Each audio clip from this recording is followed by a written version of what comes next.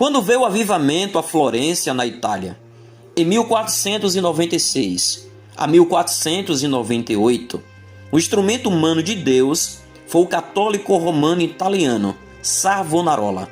Quando começou o avivamento de Savonarola, Martim Lutero era apenas um pequeno menino na Alemanha. Savonarola estava chocado com o vício e a imoralidade do mundo ao seu redor na Itália e pela corrupção da Igreja Católica Romana. Quando jovem, ele andava às margens do rio Po, cantando a Deus e chorando pelos pecados e pelas injustiças e pela pobreza do seu povo ao seu redor. Ele chorava e lamentava a impudícia e ao luxo e a crueldade de muitos líderes na igreja. Ficava deitado, prostrado durante horas a fio, sob os degraus do altar na igreja, chorando e orando pelos pecados de sua época, os pecados da igreja. O que pode um monge, desconhecido, fazer um tempo de imoralidade, tanto da sociedade quanto da única igreja existente naquela época? Embora ele, sendo católico e devoto, as orações de Savonarola e sua vida cheia do Espírito Santo ajudaram a preparar o caminho para a reforma protestante. Martim Lutero chamou de mártir do protestantismo. A sua vida é mais um exemplo glorioso do que um guerreiro de oração.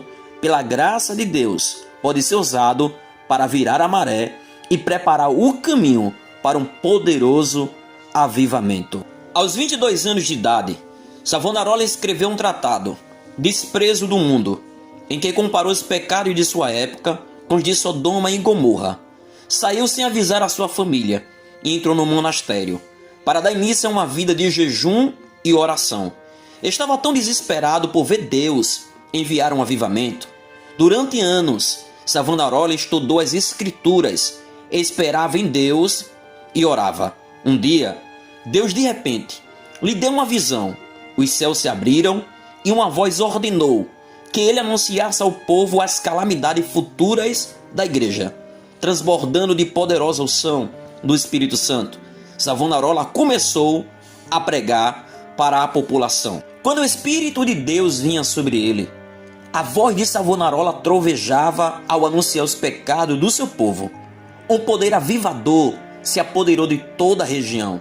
Seus ouvintes, homens e mulheres, poetas e filósofos, artesãos e trabalhadores braçais, choravam aos soluços. As pessoas andavam pelas ruas tão impactadas pelo convencimento do Espírito Santo que durante dias ficava pasma e sem palavras. Em diversas ocasiões, assentados no púlpito, o rosto de Savonarola parecia iluminado com brilho celeste que todos que estavam na igreja viam. Ele subia ao púlpito em oração, como que em transe, por até 5 horas de cada vez. A igreja menores não suportava mais as multidões que iam ouvi-lo pregar, e por 8 anos Savonarola pregou e na grande catedral de Florença, na Itália. As pessoas chegavam no meio da noite, esperando as portas da catedral se abrirem para que pudesse entrar e ouvir a mensagem. Savonarola profetizou que estaria com eles apenas 8 anos. O Espírito do Senhor estava sobre Savonarola. Ele profetizou que o governante da cidade, o Papa e o rei de Nápoles, morreria dentro de 1 ano. E foi o que aconteceu. Por meses ele profetizou que Deus puniria Florença com a invasão vinda do outro lado do Alpes, o rei Carlos VIII da França, e seu exército atravessaram os Alpes e se prepararam para o ataque. Savonarola saiu sozinho para encontrar com eles, enfrentou sozinho o exército francês e 2 vezes persuadiu o rei a voltar e não atacar Florença. O governo ímpio foi disposto e Savonarola ensinou o povo a estabelecer uma forma democrática de governo. Esse avivamento trouxe imensas transformações morais. O mundo parou ler de livros vis e mudanos. Os mercadores restituíram às pessoas os lucros excessivos que tinham extorquidos. Criminosos e moleques de ruas pararam de cantar cantigas pecaminosas e começaram a cantar hinos nas ruas. Foram proibidos e abandonados os carnavais. Foram feitas gigantesca fogueira em que livros mudanos, máscaras, perucas e ilustrações obscenas foram queimadas. As crianças faziam procissão de casa em casa cantando hinos, clamando todos ao arrependimento, e a tirar das casas toda espécie de vaidade. Fez uma grande pilha octogonal de objetos mudando na praça pública de Florença, em 7 níveis, com cerca de 18 metros de altura e 73 metros de circunferência. Enquanto soava o sino, o povo cantava e o fogo ardia, lembrando a fogueira do avivamento do apóstolo Paulo em Efésios, século antes. O corrupto Papa, os cardeais e os sacerdotes estavam enfurecidos.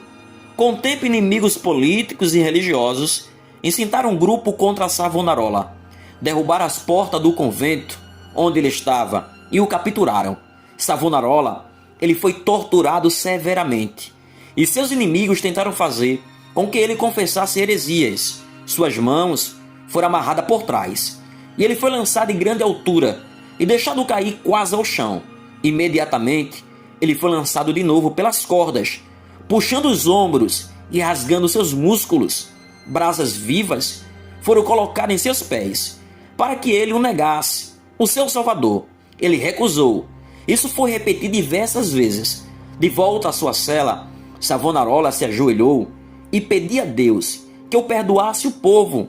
Finalmente, Savonarola e mais 2 monges, companheiros, foram levados para execução diante de uma multidão de milhares de espectadores. Terrível silêncio parou sobre o grupo que estava lá.